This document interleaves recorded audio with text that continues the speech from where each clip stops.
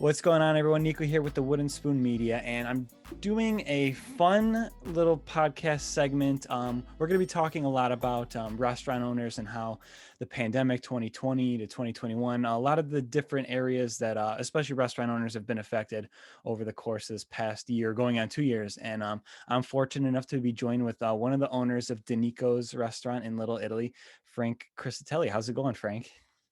Hey, what's going on? Thanks for having me. Not much. Thanks for coming on. How are things in Little Italy right now? I guess we could lead off with there. I know it's not as crazy, but I mean, when I was there a couple months ago, and it seemed like Little Italy was like the only section like out of the whole city that was like somewhat busy. Yeah, I mean, busy would be a stretch, but Yeah. definitely held our own more than I would say other places up in the city, like maybe Uptown and Theater District and over there. I don't really go over there too much, but from what I heard and from what I've seen, it's big problems over there. We're in trouble here. We were in trouble for a little while, but we look like we're gonna pull through. Awesome. That's great to hear. That's great to hear. So, talk to us a little bit about Nico, like how, like when the restaurant was founded, and maybe a story of like coming up, maybe like in the industry too. Yeah. So my dad and my grandmother actually founded the place in 1993. Okay. So yeah, I wasn't even a thought yet. So this summer will be this August will be 28 years in business. They ran it together for until 2017. My grandmother passed away, unfortunately, about that. years. And now my dad's there with me, my mom, my brother. It's all family. We've been family since we opened, and it's not really changing anytime soon.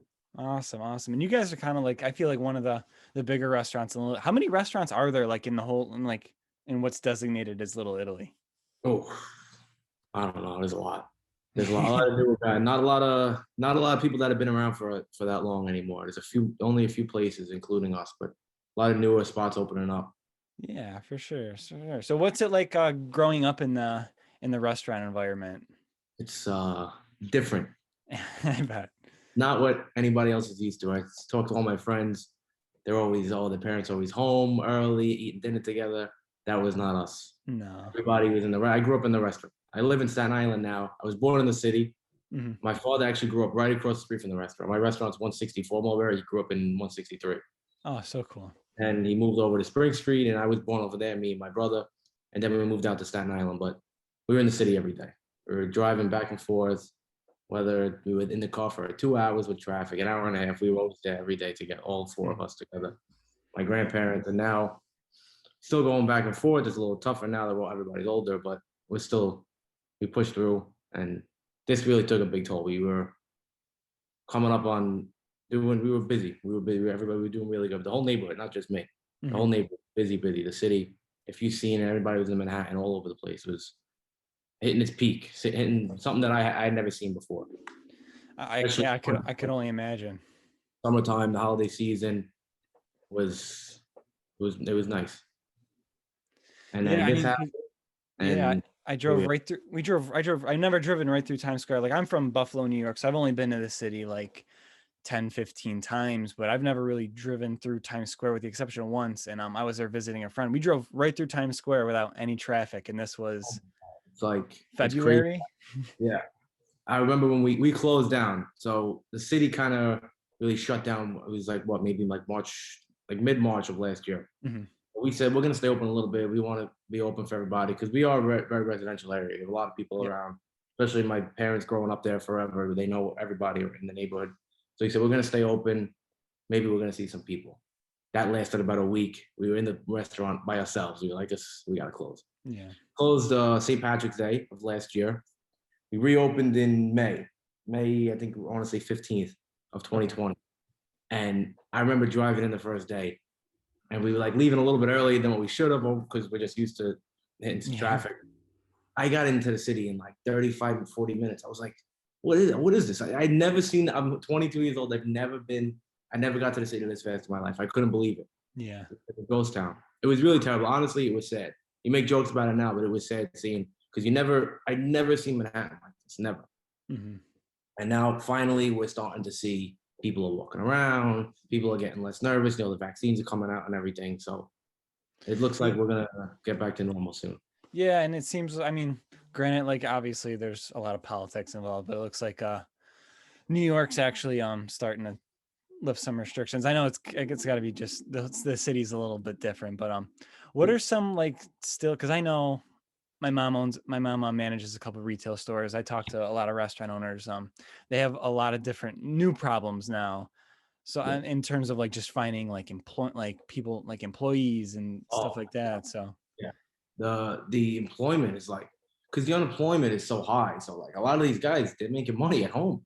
yeah, So I mean, it's common sense. You want to make that kind of money and stay and go to work, or you want to stay home and do it. But if I had the choice, I'm staying home. yeah, I'm sure anybody would. So it's tough getting. And you would think, oh, nobody's even open. Restaurants are closing left and right. I should have waiters and busboys coming in and cooks. Nobody wants to work. I'm calling agencies. I'm calling people I know, friends. I'm making my waiters call their friends. Nobody wants to come and work. That's the new problem. yeah, But the yeah. That's unemployment should be ending soon. So maybe what was that? I'm sorry. I think the unemployment they said is ending in like September. So Okay, but I mean, even still, like September, that's the entire summer. oh, yeah, I know. I mean, now it's crazy that we got like trained to think like, oh yeah, it's only another 4 months because we've been doing this for a year and a half. Yeah. I don't know. So typically, before COVID, when were your guys' like crazy busy seasons? Oh, summertime, like now, Mhm. right? Starting like early May, Mother's Day, Easter. That's when we picked up, and it was not crazy, but it was busy. And then Mhm. come June, kids get let out of school, we were flooded. So the weekends were crazy. Even during the week, Mondays, Tuesdays, it was always busy, busy. I'm open every day. The only 2 days that close all year is Christmas Day and Thanksgiving Day. Okay. Wow. So we were busy, busy every day, summertime. And then the holiday season was another one, different animal. And then of course we got the San Gennaro feast, which I don't Yeah. know That what's going was on with kind of that this year. my We're all next trying to question. figure out if it's coming back. Yeah, we don't know. We have no idea. They're saying maybe not, maybe yes, maybe not, maybe shorter blocks. Maybe they're gonna try to control it, which I can't see how they could control it because there's so many people. The last one we did, 2019, was they said even like the city said it's the busiest one they ever seen.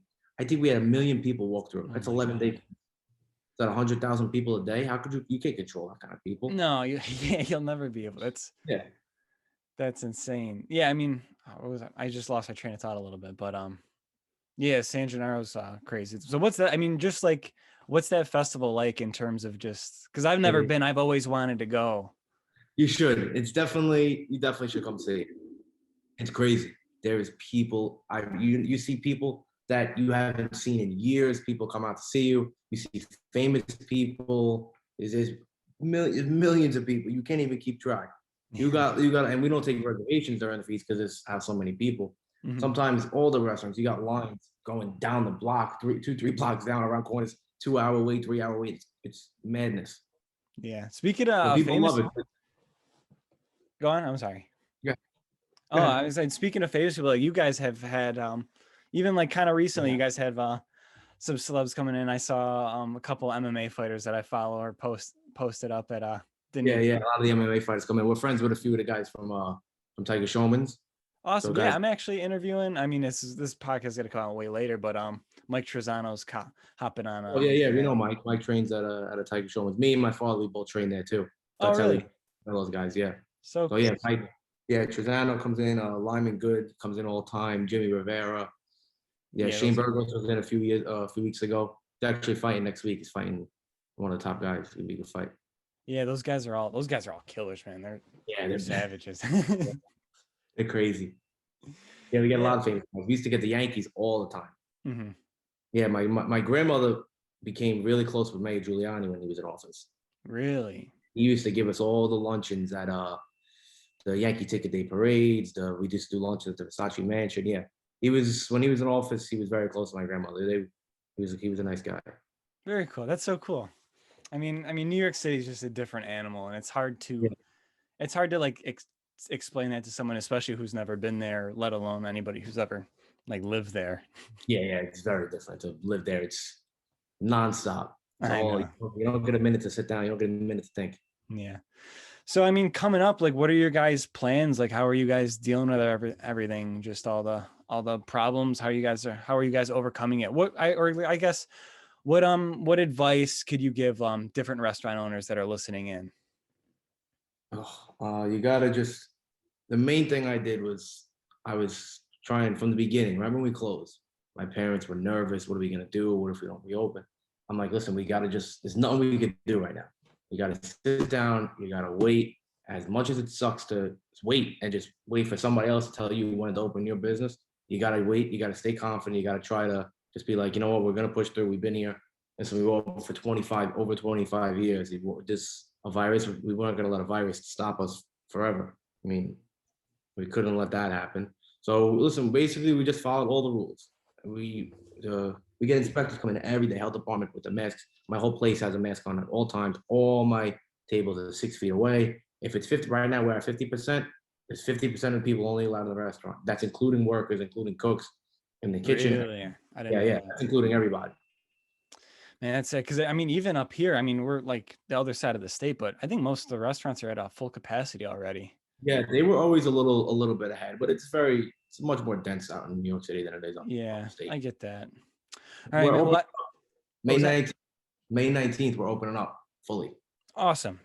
I think Awesome. they said it. So we're gonna no curfew, nothing. We're back to normal basically. That's So good to that's hear. cool. It's finally starting to. Yeah, so everybody mark your calendars for that. And then head on down Yeah. to Nico's if you're in the area for sure. Well, Frankie, I can't thank you enough for coming on. I really appreciate you taking the time out of your day to talk with me and hopefully inspire some other people. Yep. Thank you. Thanks for having me. Awesome, man. Well, you take it easy. Everybody go follow Danico. Give a plug, I guess, for Danico's. Where can they find you guys on social media and your website? Yeah. The Instagram is Nico Ristorante and the Facebook is Nico NYC. Awesome. So make sure you go check out Danico, especially if you're in the New York City area. And thanks again for coming on, Frankie. Thank you.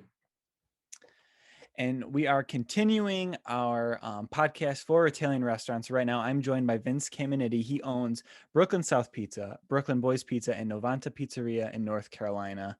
How's it going, Vince? How you doing? Fantastic. How are you? Good, real good. Thanks for coming on. How are things in the restaurant business? Today a little bit more challenging than the previous craziness that we always thought was the worst. Now it's just a whole different ball of wax.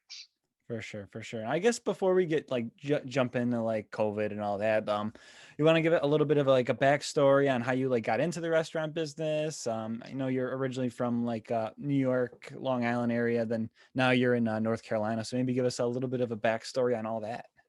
Yeah. So I've been in the pizza business probably better than 35 years. I started when I was on Long Island as a teenager, working in some friends' pizzerias, and just always growing up as an Italian American around food, and always had passion to cook, and pizza. When I was a teenager, was just like pizza guys were like rock stars. So Yeah. that just kind of stuck with me for a long time, and I just worked in places and worked in food manufacturing for a decade or so, and then really got my own opportunity when my family had moved their business to North Carolina, and really just kind of things opened up for me and gave me an opportunity to do my own thing. Awesome. So so we opened up our first pizzeria 22 years ago here in the Charlotte market. Awesome. And I've had a bunch, bought and sold and closed. I've had up to 7 at one time. Wow. Currently we have the 3 that we have now, and I'm looking at some other projects. Oh, very cool. Are the 3 like close to each other in the Charlotte area? Or? Yeah, they are. So we're like in what's considered the Lake Norman area, which is about 20 minutes north of Charlotte, and they're all in that same area, about very 10 cool. minutes, 10 minutes vicinity of each other. Oh, very cool. Yeah, I know. I love Charlotte's awesome. It's beautiful. I like North Carolina is just beautiful. I don't know if I could ever live there, but my cousin used to live right outside Charlotte, and it's just absolutely gorgeous there. Yeah, the nice thing about Charlotte for us, as I think as Northerners, is that we get great weather here, and Mhm. just to raise a family, and um, just you know, it's funny, just to give you a quick background about when my brother-in-laws moved their company here. They had picked this area because it reminded them of Long Island in the Mm. 70s. So, and Charlotte's got great growth now, and everybody's from somewhere else. So it's a great mix of people. Yeah, I was gonna say, was it when did like the term halfbacks come in come into play? Yeah, that's a term that I actually had heard after being in North Carolina for a long time. And the first time I heard it, I was like, what the hell's a halfback? And then, it was all those people that went to Florida and then I guess didn't like it, and they ended up coming back and just going to North Carolina Halfway there. instead. Yeah, that's funny. Yeah, halfway back. I guess like I know it just became like super popular in like the last however many years because everybody's kind of flying out of New York. Yeah, exactly. More so now than ever, right? I know it's just I don't know. I don't like to get into politics too much here, but Yeah, no, I hear you. yeah, but I mean, like, yeah, I mean, like, if you think about it, there's so many great places to travel in the United States. Like, obviously, like New York is. I live in Western New York, so I mean, New York's my home, and I love Sure. going. I mean, New York City's still amazing, and Yeah, I mean, so many great people. as long as we've been out of New York, for us as New Yorkers, it's like it's always in here. You know what I mean? Yeah, Like no matter what, you're a New Yorker at heart, no matter where you absolutely. go. I couldn't Yeah. agree more. Yeah. So, what was like the restaurant business like when you first started up? It was, I'm sure, like exciting and. Yeah, I mean, when you get into your first one, it's a lot of sleepless nights, and Mhm. a lot of stress about trying to be successful and wondering if you're going to make it, and a lot of ups and downs. You borrow so much money to Mhm. to get your first venture started, and it's just there's so much going on, that I mean, it's exciting, and I love the business, but it's not for everybody. It's a tough sled, I was gonna especially say on like your first venture. yeah, I've seen some like background stuff in restaurants, and I work with a lot of restaurants, so I know how it goes. And I don't, it seems like a very very stressful It industry. is. It is. It's different from a lot of businesses in that you sometimes have to micromanage every plate that goes across the counter. Because especially now, I mean, I've been in this business a long time, and you look at today with social media, and sites like Yelp, Yeah, I was and gonna say. those things where you're just being judged constantly on every single little thing all day long. And it takes a certain kind of person to be able to pull that off, especially in the long term. Like I've been doing it a long time. So the guys that have it in their blood, there's a lot of old schoolers that have been Hmm. doing it a long time. uh, but it's not an easy business. No, I was just gonna like as you were talking, I was gonna say like Yelp because I've had a client of mine. I might actually try to get him on the podcast after you, but you said he got a Yelp review and like it was just like almost like comical on like how Yeah, deep this guy some went of in them for just like are. no Yeah, reason. and I think especially us as Italian Americans, I think you know we're very passionate about what we do, Hmm. and the business, and pleasing people and being hospitable is in our blood. Hmm. And it's very personal. It's not just owning a restaurant, but for us, the passion and desire to feed people, because that's as as Italian Americans, like it's always around the table, it's around food all the time. So you know we take those criticisms very personally. So, when it Oh, comes from absolutely. somebody on Yelp, and no matter if it's comical or not, when you get criticized, it's tough to take. Yeah, and I'm sure. I mean, like, and it's like people don't understand. It's like if you, I mean, it's one thing like if you own a business and know, but like nobody's perfect. Like not Of every course. there's gonna be mistakes here and there, and to Well, judge people. what the crazy thing is about that statement that you make is that, and it's taken me a lot of years to kind of, you know, figure it out, or at least, work on myself in terms of, handling that kind of criticism, is that, talking about people not being perfect, but people had this expectation of, somebody that makes, pretty low wages in terms of, the general, wage scale, somebody that, is maybe in high school, or, working in a restaurant, that those people are going to be perfect. And, Yeah. it's just not, it's not realistic. Hmm. Yeah, absolutely. For sure. I know it's a shame that people, I know. I don't get you started. I mean, I'm sure like you've had some funny Yelp reviews and stuff, and Oh gosh, I mean, you and I could sit here for hours and tell you all the stories of the craziness of people. I know. But yeah, so going into like going forward, and then what, so like 2020 rolls around and March hits, and then like what kind of happens to you? Like, is it just the three restaurants at this point? Yeah, yeah. So we had the three at that time, and um, I think for us, I tried not to, I tried to keep everything as normal as I could. Hmm.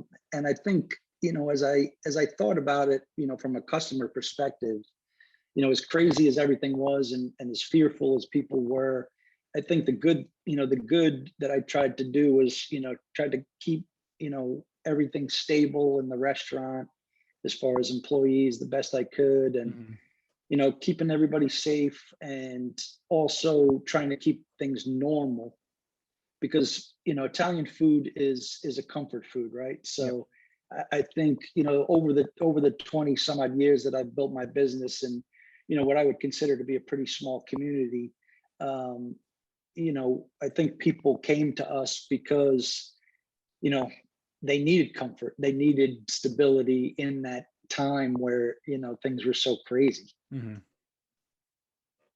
So you got, for initially it was a pretty positive response like the first couple weeks, and then were you forced to Yeah, shut very, down? very much. I think I think initially when we got, basically 100% shutdown in terms of the dining rooms, there was a lot of obviously social media stuff, and people talking about, supporting local Mm. businesses, and you don't want your local restaurants to go out of business. And I think, in our market, and because we're pretty small towns, that people uh, responded pretty positively to that, in terms of realizing that, hey, if I want Brooklyn South to be there 3 months from now, I got to go get some takeout, Support. and make sure they're still around. Hmm. So, and I think that that's something, I think we've built relationships over the past several decades that I think has cemented that for us. It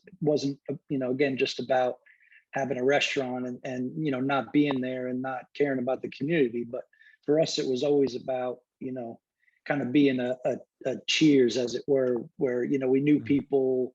My wife and I were always in the restaurant, and we built our lives around the restaurant and the people that would come there. So that's, and I think in that kind of situation where the pandemic hit, I think that pays off for somebody like us, because people gravitate to us because we're neighborhood people. We live in the neighborhood. We Hmm. we run a restaurant in the neighborhood. We care about people. We have a lot of relationships That's with awesome. everybody locally. So Awesome. Yeah, so you were pretty much you were still able to do some sort of business the whole time.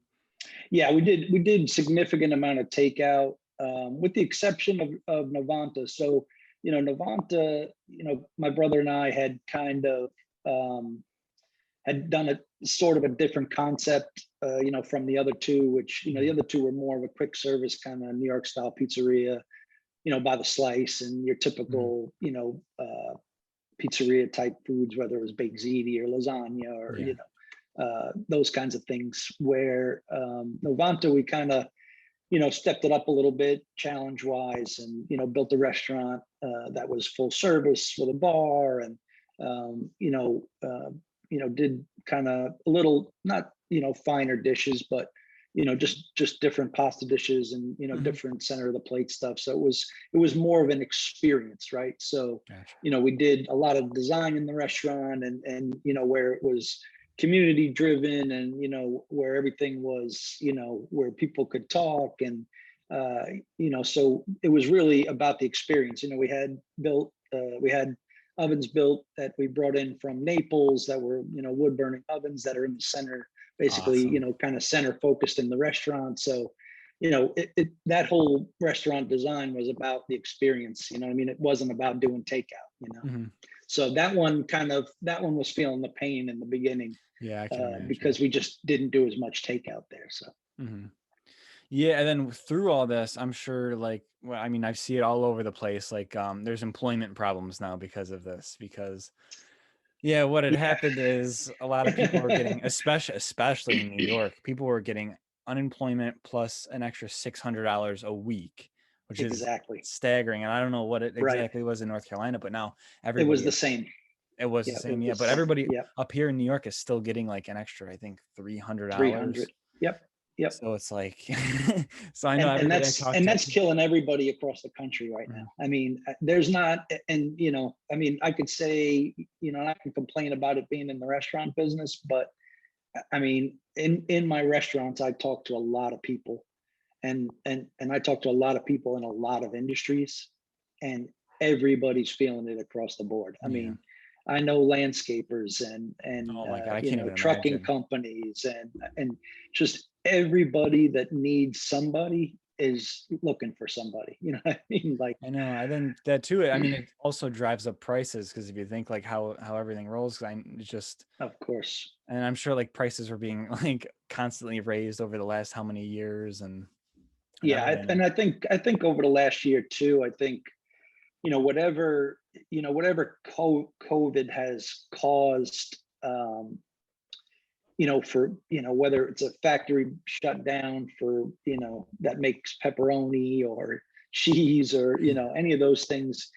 There's that, and then I think there are some companies that are taking advantage of that situation where they're like, oh, COVID cost is the reason that this is priced so high. For example, gloves. So, gloves that, like a glove we use in the restaurant Yeah. to handle food Hmm. is literally right now like like 5 times what it Oh my normally costs. So God. a box of gloves that would have normally cost $40 is like $180, $200 right now. And this is, in the beginning, maybe I would have bought that because, they needed it for hospitals and doctors and blah, blah, blah, blah, blah. Hmm. But now we're a year into this thing and we're still at that price point. And you're like, now I got to scratch my head a little bit. Yeah, that's a really good point that a lot of people I'm sure don't even think about. Yeah, I mean, all those things are causing, are going to cause some inflation for sure. I mean, Mhm. people are, I don't know, obviously how it is by you, and I'm sure it's very similar, but I mean, just to get employees now, people are so desperate that, they're offering signing bonuses and all these crazy Yeah. things, dollars per hour. That's, just extravagant just to get somebody to come to work. And, Yeah. like somebody told me a couple days ago that a McDonald's near us was offering a $500 signing Wow. bonus, and I said, "Oh my God, if McDonald's is offering a $500 signing bonus, things are really bad." Yeah. What are you doing to try to get new employees in? I mean, we're not doing too much. We have some ads out, Mhm. and for us, over the years, we really never, we never really took the stance of just kind of, throwing out the now hiring thing. I think a lot of times the best way for us was always through employees that we had already. So like referrals. That, yeah, like a referral where it was like, hey, you got, do you have any friends that want to work that, at least at that level where, even if it was a teenager in high school, they wouldn't want to, get a bad name. So they're not going to recommend, Of somebody that's course. not Yeah. good or whatever. So Hmm. we always felt good about, doing it that way. Um, and sometimes, I mean, friends like to work with friends, and, we always kind of did it kind of, Yeah. grassroots sort of that way. Very cool. Awesome. So besides like employment, are there any other, I mean, and like I'm sure rising food costs, like are there any other like Yeah. new new challenges that are being faced, or even like maybe new opportunities that you see? Um, you know, I think, that this latest thing with, with the employees has probably been one of the most challenging things I've ever seen Mhm. in this industry as long as I've been in it.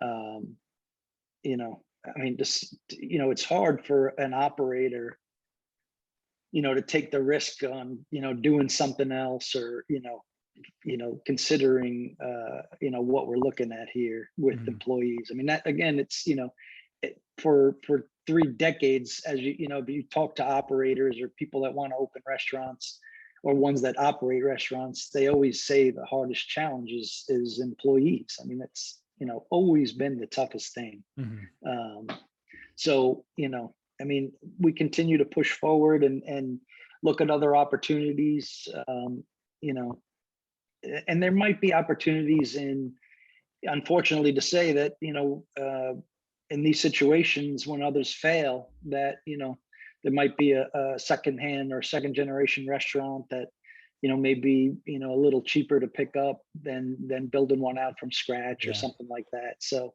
we always look at those things. I'm not out there on a daily basis looking for one, but Yeah, if the opportunity presents itself.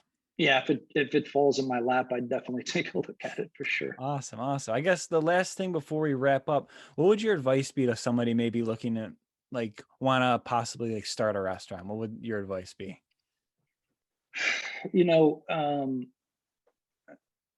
it's all about the passion in an individual. And, the one thing, if I had to tell somebody, who didn't didn't work in it or didn't own it and they wanted to get into a restaurant or they wanted to do their own, I always tell them, I like to be honest and tell them that it's a lot of sacrifice Mhm. and they have to be prepared for that because, you know, when we're always looking at opportunities, we always, look at obviously, all the positive things that an opportunity can bring us. And especially in this business, you kind of go in, and you're, full of, piss and vinegar and Mhm. say, hey, this is going to be great. We're going to sell this many pizzas and we're Yeah. going to do this and we're going to do that. And the best preparation is always prepare for the worst. And, when I say sacrifice, and I mean everything and time and, Mhm. because it's not an easy business, because a lot of times it's 7 days a week. And you think, oh, I can just hire a manager and stick them in there and everything will be great. That's not what normally No. happens. So, Mhm. I always tell them, is prepare for the worst because, even in my best times, being, running this restaurant or a few of them at a time, and I've been doing it for so long, we think, oh, it must be just, they must just run themselves and you can, sit at Yeah. home with a beer. Yeah, that doesn't happen. I I'll doubt tell it. you that, that just, during the pandemic when it started, we had gotten a couple guys in the kitchen had gotten coronavirus. Mhm. And you know here I am 22 years later at 52 years old, and I'm in the kitchen 7 days, Mhm. 14 hours a day, and I'm making dough and cutting lettuce and Mhm. and making pizza and doing, just, I mean, I was washing dishes, I was mopping, I Mhm. was doing it all because, That we literally got all my, all, 3 or 4 guys in the kitchen got coronavirus and we're out for, Mhm. it was literally, I was in there 4 or 5 weeks of seven Oh, days a week because of, this guy got it and then he was out 2 weeks and then the next guy got it and and he he was got it out. was out. I was like, it was crazy. Mhm. But This and again, those are things you can't expect. Yeah, and that's also very admirable, especially like being an owner yourself. I'm sure your staff saw that, and it's like almost like saying like you would never ask them something that you're not willing to do. That's a big thing my dad instills in me. Absolutely. I mean, that is something that, every time that I've done, anything in the restaurant business. When I've had, a guy that's been washing dishes for me for over 20 years. Wow. And I give him 2 weeks vacation a year. And when he goes on vacation, I'm there doing the dishes. Mm-hmm. So, to me, it's not above me, none of those things. Mm-hmm. I pick up a mop, I pick up a broom, I wash dishes. As an owner, those are the things, that have been instilled in me in terms of work ethic, from my background, and it's my business. So it's got to get done, and I got to Mm-hmm. do it if it needs to get done. So awesome. Very, very admirable. Well, Vince, I can't thank you enough for coming on. Where could everybody I guess find the restaurants? Is there like a website for all three or each of them, or? Yeah, I've actually separated. I used to have a lot of them on one website, but now they each have their own websites, at Brooklyn South Pizzeria.com, Novanta 90 Pizzeria.com, and Brooklyn Boys Pizzeria.com. Awesome. Are all of our websites that we use for each one of them. Awesome. So if you're in the Charlotte area, make sure you stop by all three of the restaurants at some point. Absolutely. But thank you again for coming on, Vince, and I appreciate Nico, it. thanks for having me, man. I appreciate it. Take care. See ya.